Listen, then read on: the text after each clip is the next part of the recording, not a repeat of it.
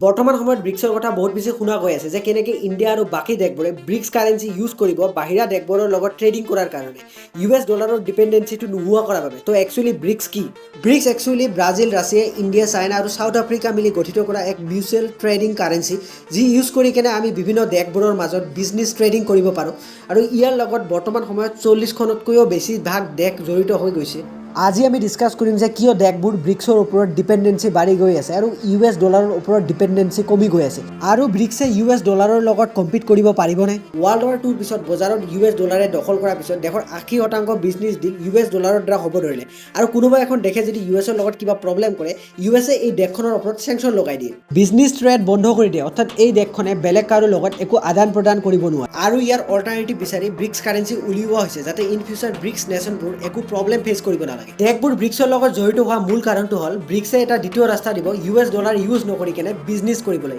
trade কৰিবলৈ ধন্যবাদ